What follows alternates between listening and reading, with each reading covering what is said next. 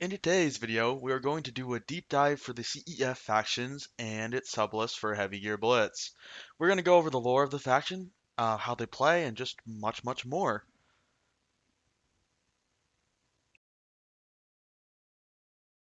When Earth left its colonies, the colonies struggled to survive, but Earth was on the cusp of annihilation.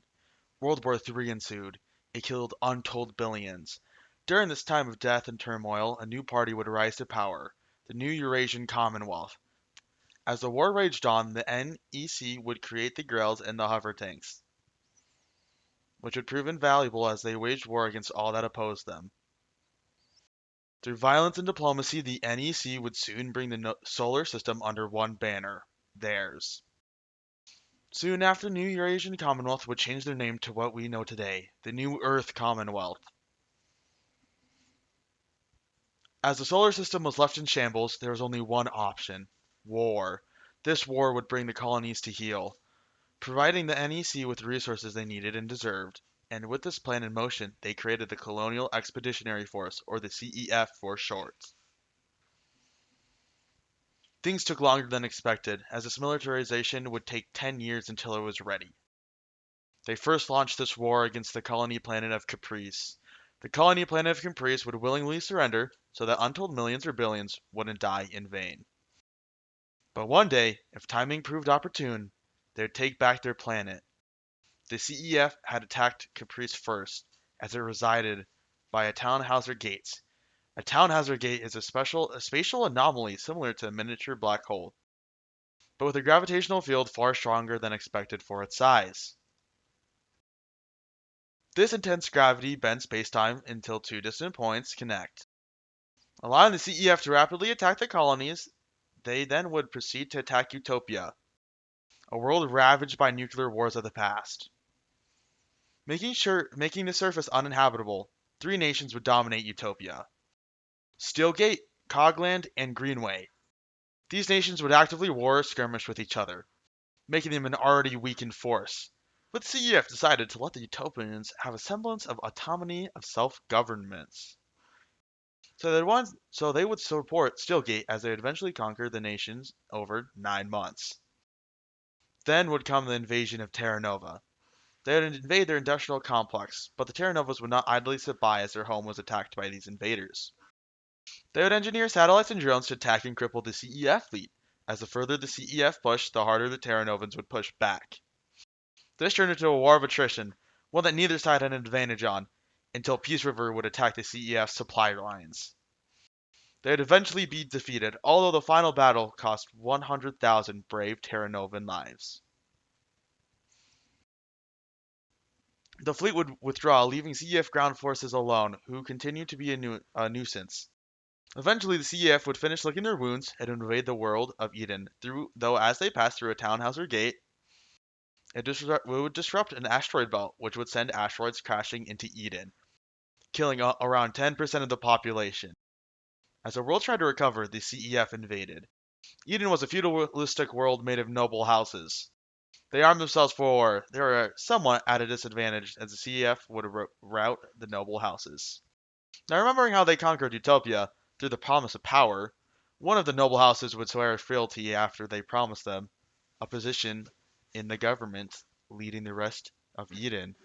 Finally, turning the tide of the war, resistance was harsh, but it was eventually crushed, though it would still continue as Black Talon forces would help rebel groups. And yeah, that's kind of all of the lore for CEF. Well, at least somewhat summarized version of the lore. Alright, so all CEF lists can take the Minerva, which is just a pilot that, again, it upgrades your piloting skill by 1 threat value. Um, this is, I mean, quite good. You're now making a more maneuverable force, um, even more survivable by allowing them to get additional successes easier through their piloting skill.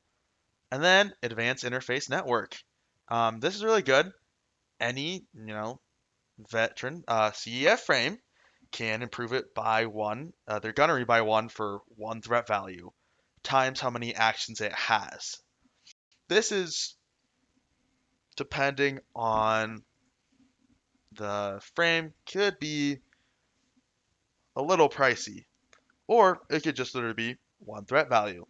And then again, if you do want a force that is going to be more reliably hitting their shots, this is a great upgrade to go for. Next, veteran leaders. Commanders in any CEF list may purchase the vet trait without counting towards the vet limit. Um, and then, since they are the CEF and they again have allies or their subjugated colonies, you can choose one of these three: Caprice, Utopia, or Eden for secondary units in your force. And next, the CEFF sub-list. One of the three sub-lists of the CEF. They are a more frame-centric sub-list for the CEF. They have four particular upgrades that are for this sub-list. Dueling frames, and then two frames in the force may become duelists, which is quite good as this is synergized in this list. It has tons of synergies, and that goes with pretty much all of these upgrades on the screen right here. Next one, Valkyries. Veteran frames with one action may upgrade to two actions for two threat value. Um, so pretty much they just either if it has one action, it then just gets two. Otherwise, it is not worth going for this upgrade if a model has two or more actions. And then dual lasers. Duelist frames may select the dual guns veteran upgrade for laser cannons. If purchased, remove the target designator or shield traits. And then EW duelists. Duelist frames may purchase the ECM trait and sensors 36 for 1 TV in total. And I feel, especially for the CEF, EW upgrades are good, just because some CF in general just kind of struggles with electronic warfare in general. They're in no means bad at it. It's just they don't have a reliable amount of units that do have it or even have good EW skill compared to other factions. And next, the CFTF sublist. And this is the sublist you want to be playing if you want to have lots of tanks and vehicles. They have three special things, um, upgrades for this force. The hammer. This allows vehicles to purchase their improved gunnery upgrade without being veterans in this force, which again just improves your gunnery, and you just pay the normal cost of this upgrade. But this is where it gets, good for some people. Is again, you don't have to be a veteran to purchase this. So just any vehicle can get improved gunnery, which is great if you want those additional successes while shooting.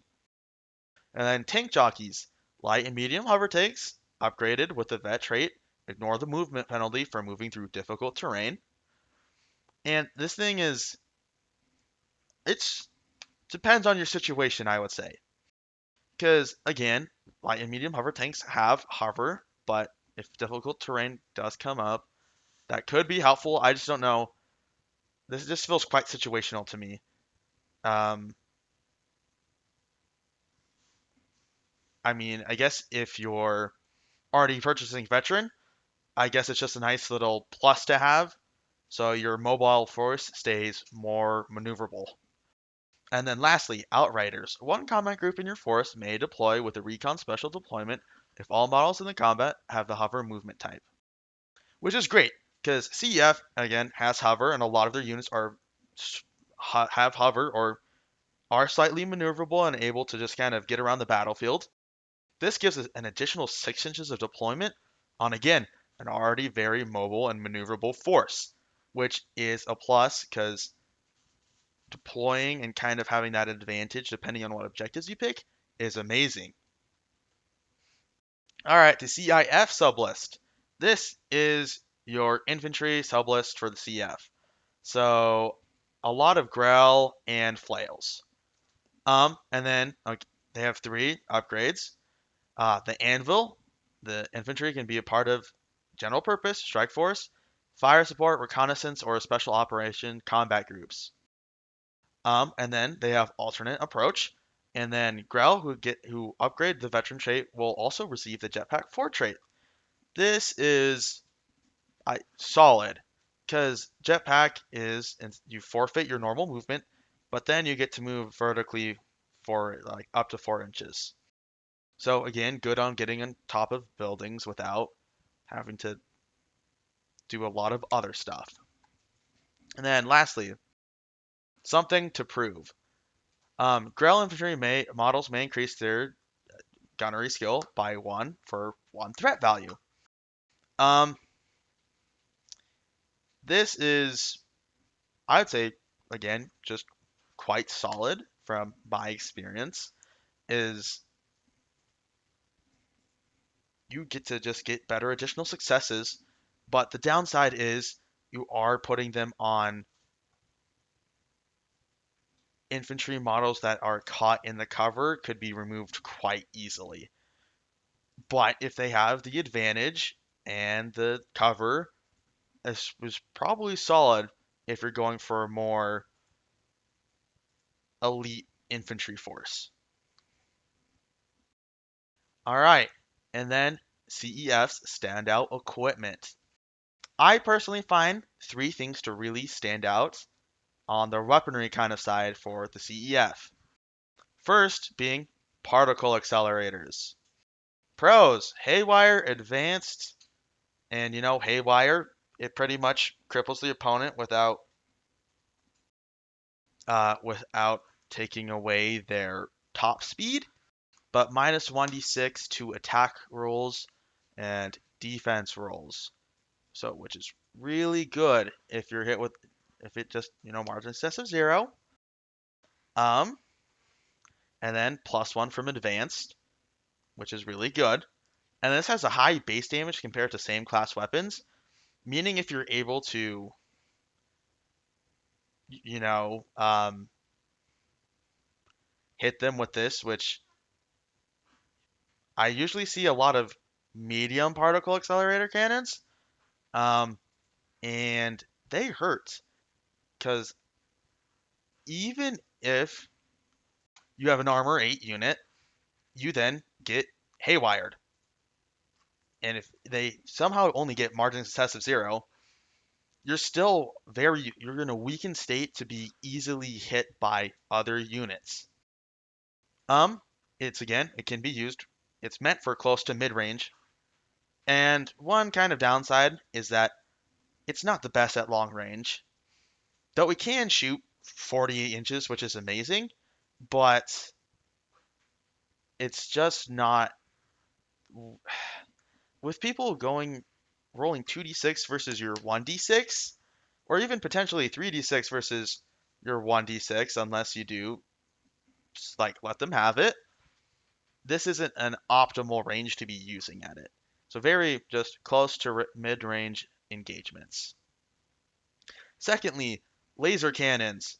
Pros, precise and advanced, which you would be rolling 2d6 plus 2 in optimal range, and then shooting 1d6 plus 1 outside of optimal range, which is, it's not noteworthy, but I did put it here because, again, that's just something nice. A lot of weapons don't get +1 when they're shooting outside of their optimal range. They're really only shooting 1d6.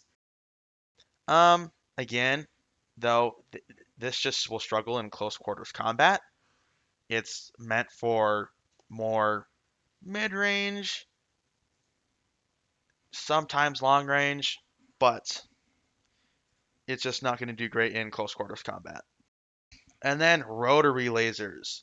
Again, the pros of this are advanced burst 2, and this is super good, meaning as optimal range rolls, you roll 4d6 plus 1. Suboptimal rolls 3d6 plus 1. It's meant for close range to mid range combat, well, mostly close range. Mid range, it's still quite good at. But you know, the only con I've really seen for it is that it's just optimal range isn't longer, and it has low base damage compared to some of the same class weapons. But next, we have some standout units for me and some of the people I asked from the community. Um, I personally said the medium heavy tank, and the medium hover tank, not heavy tank. This thing is a medium tank. Um, though all hover tanks are good, I just like how this one looks the best. Just how it looks like. Again, you can see in the top right corner, it's just a sci-fi futuristic tank that can hover. It is good on the table. These tanks get 3 actions, a hover movement of 7, 10 armor, and 4 hull and structure.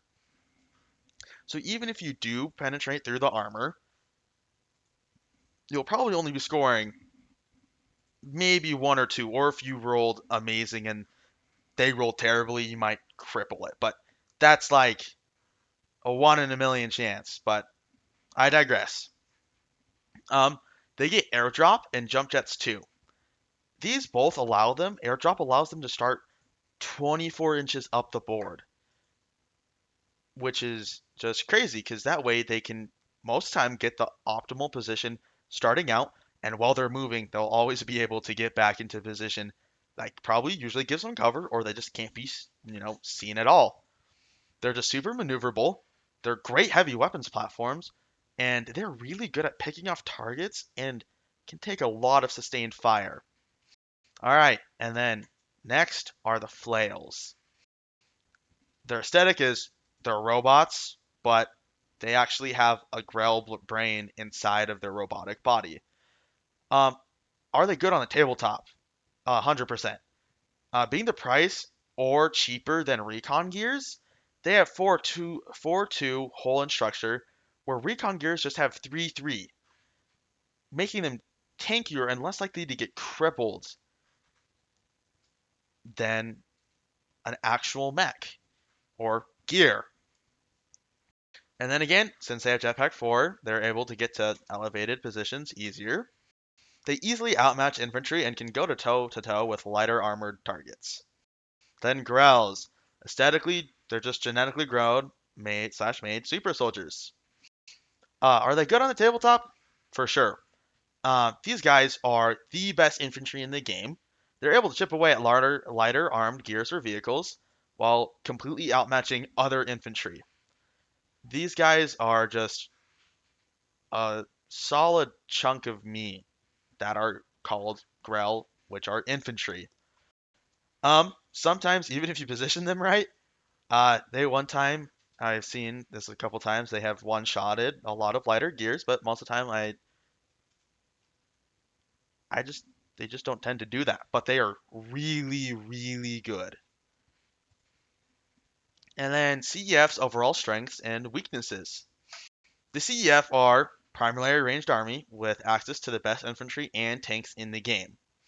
Their frames are solid, but are lackluster compared to other factions and even own units in their faction. There's just usually a lot of other units that are just better than they are, and they're just kind of a bit overcosted sometimes. Just making it like, okay, maybe instead of buying 2 frames, I should just buy another tank, which will outperform the frame. But in no means are they bad. Though CF's main kind of weakness is electronic warfare. They don't have as much access to ECM, ECM Plus, ECCM, and sometimes even center range compared to other factions. In the end, you should play CEF if you enjoy the idea of playing a ranged faction where the main stars are the tanks and infantry, and then just being supported by the CEF's frames. Um, Thanks for watching. Signing off.